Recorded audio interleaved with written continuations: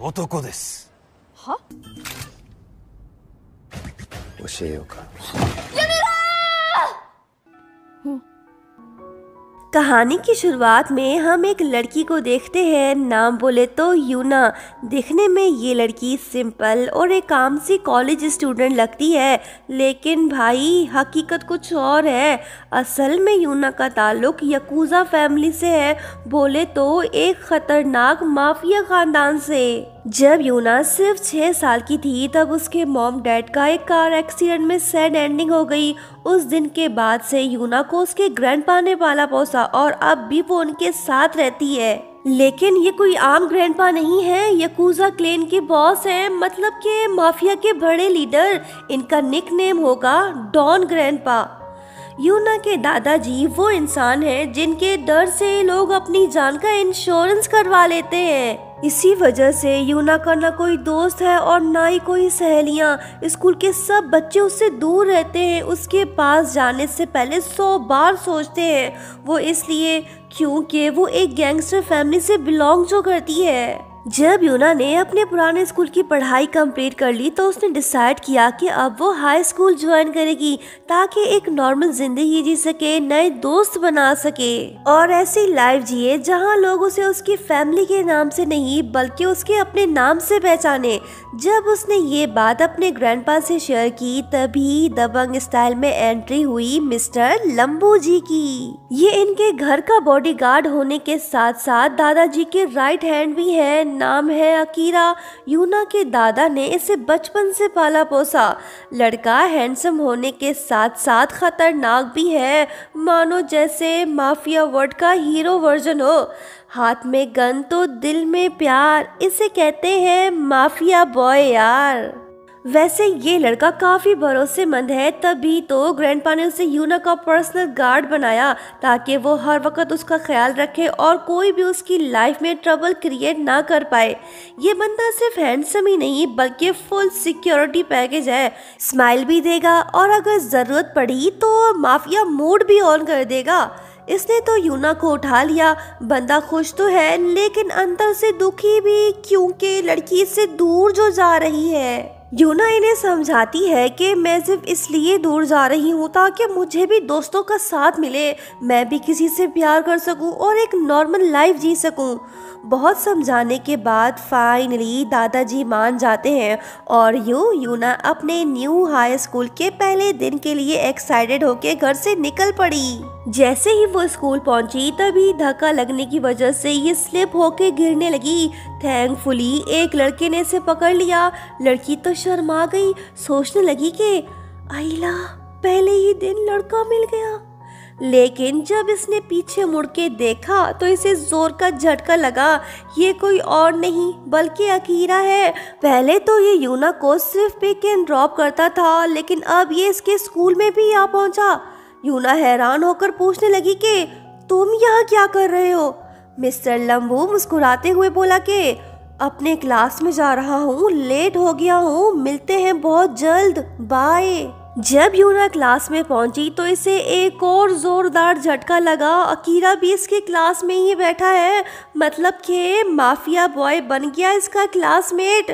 ये अकीरा को कुछ ज्यादा पसंद नहीं करती, इससे सख्त नफरत करती है। वो गुस्सा होकर पूछने लगी कि तुम मेरे क्लास में क्या कर रहे हो और ये स्टूडेंट बन के क्यों आए?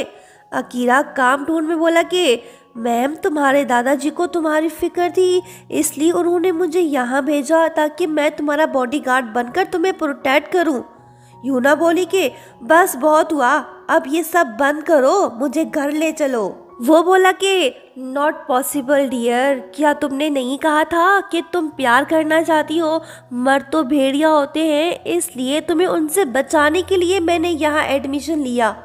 यूना घबराकर बोली कि एक बात कान खोल कर सुन लो, मैं कभी तुम्हारे साथ स्कूल नहीं जाऊंगी।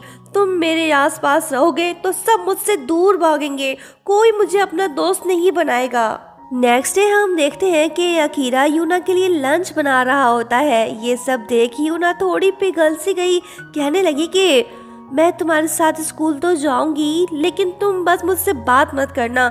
मुझे अपनी एज के फ्रेंड्स चाहिए। तुम तो ठहरे 26 के, मेरे टाइप के नहीं हो, इसलिए मुझसे दूर रहो। मिस्टर लंबू बोला कि इम्पॉसिबल, क्योंकि मैं तेरा बॉडीगार्ड जो हूँ। जिसने भी तुझे बुरी नजर से देखा तो मैं उसकी आंखें नोच लूंगा।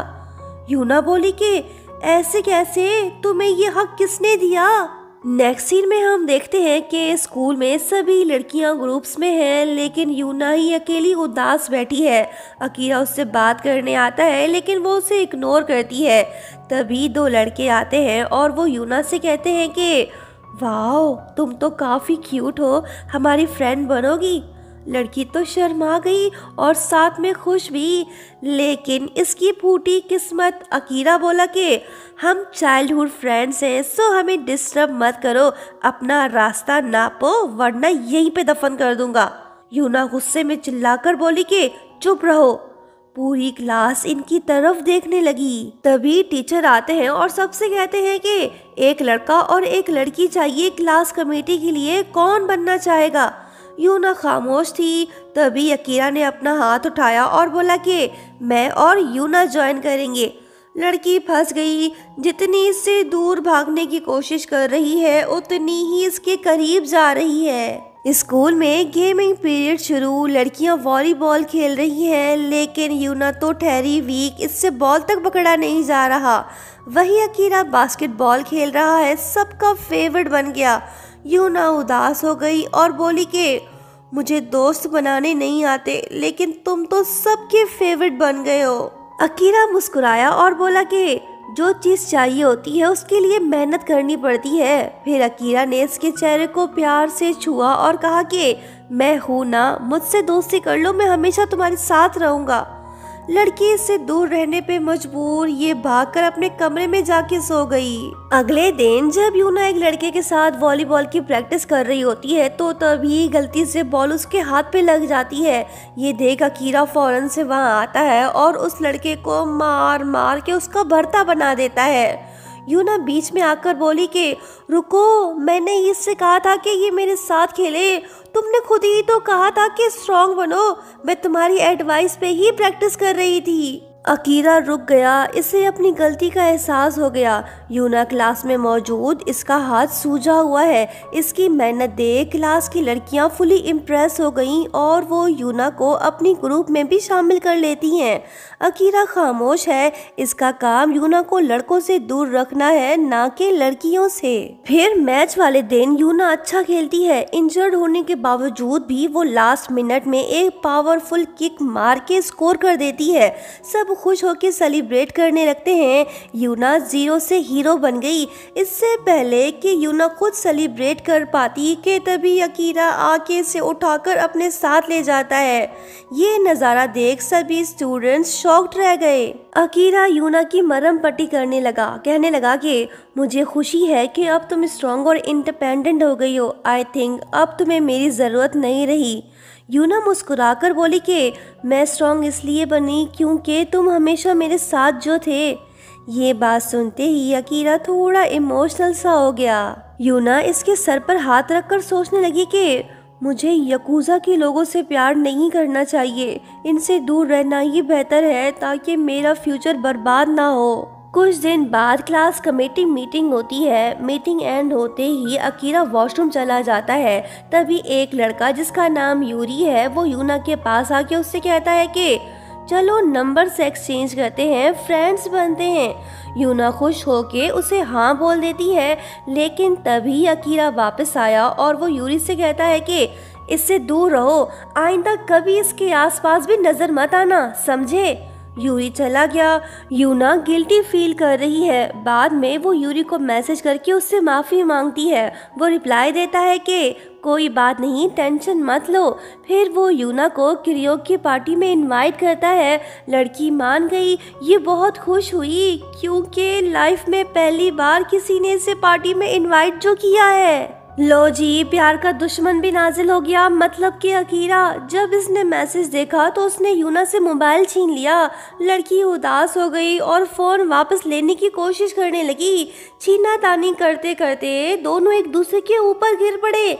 दिल की धड़कनें तेज हो गई, लेकिन यूना के दिल में कोई फीलिंग्स ही नहीं। ये भाग निकली। बाद में अकीरा उसे समझाने लगा कि तुम हर किसी से इतनी जल्दी दोस्ती मत किया करो। आजकल वैसे लड़के बहुत कम मिलते हैं जो लड़की की सच में इज्जत करें, उसकी फीलिंग्स को समझें और उसके साथ अच्छा बिहेव करें। अक्सर लड़के बस धोखा ही देते हैं। यूना को इसकी ये एडवाइस पसंद नहीं आई। ये गुस्सा होकर बोली कि मैं तो उससे ही चुनूंगी जिससे मैं प्यार करूंगी। तुम मुझसे दूर रहो, मेरी जिंदगी में इंटरफेयर मत करो, समझे। यूना ने अकीरा की बात ना मानकर बहुत बड़ी गलती कर दी। वो कैसे?